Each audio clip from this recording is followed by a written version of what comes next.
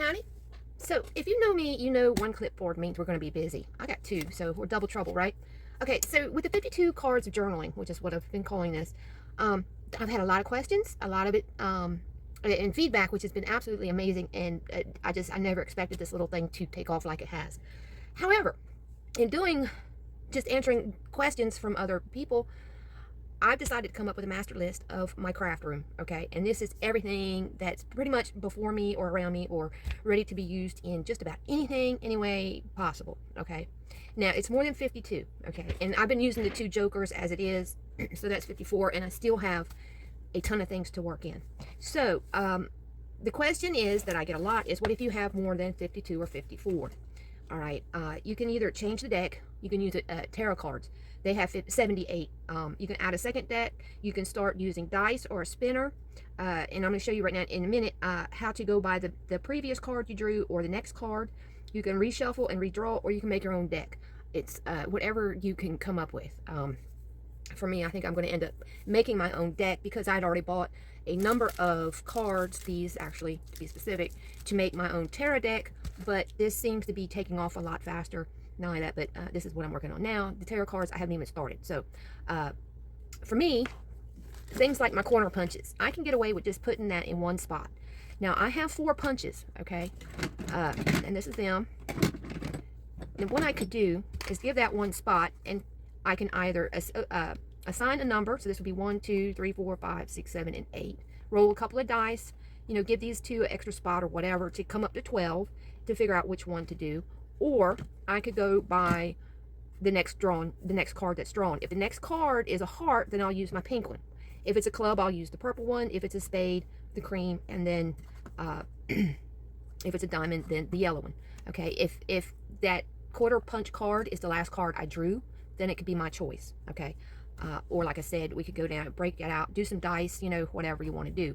Now, this is how I would do that. This one would be numbers 1 through 3, 4, 5, 6, 7, 8, 9, 10, 11, 12. Roll the dice, and whatever it is whichever one I use. If you want to break them down to the individual cuts themselves, you know. And same thing with the border punches, okay? I have a number of these, but I really don't want to use one card slot for each one. So if the border punch comes up, again, most likely I'm going to go by the previous or the next card that I draw. And if it's a heart, it'll be the blue one. If it's a club, it'll be the green one, and so on, okay? You can also do even in odd number things. If it's an odd number that comes up next, and if you're doing dice, if it's doubles, it could be something else. So there's a lot of ways you can do this. And it doesn't have to necessarily be just for journaling either.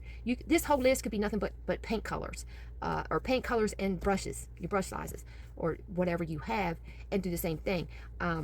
In regular journaling, if you're the one that likes to do a page and write, any kind of subject matter, you can put it on, put a number beside it, associate that with a card or some dice, and go from there. So yeah, this has got a ton of possibilities, and I'm actually excited. I just redid my list, and I don't know if I have, look, this is the one I did for today, and then I said, well, let me see, what exactly do I have in my craft room? So I had 54. Well, I now have way more than 54.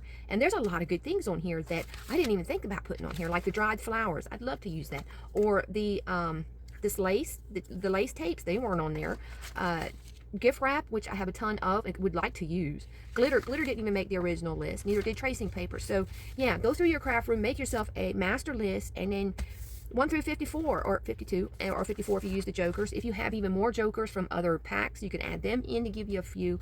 I would even say add in some, if you have ATC cards that are already made up, but you know, they all have the same back, so you can't cheat. Yeah, add them in there, or not, you know, it's whatever you want. You can even get away from the cards completely, as long as, it's like these. Anything that's all the same shape and size, just on the one side, assigning a number. How many ever things you need. I have a whole bunch of tags right here that I haven't done anything with. And they're all pretty much the same size. Now there's a bunch that's going to be coming off of here, but yeah, I can make them all the same size.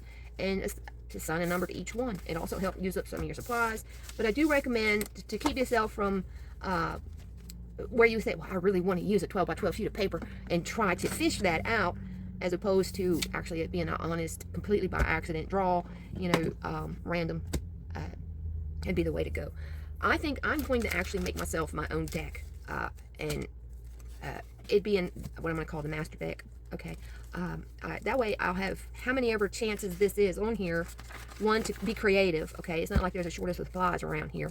But this will be my own very own personal deck. Like I said, I wanted to make my own tarot card. I have a whole nother pack of these, so I'm pretty sure I have more than enough cards to do that.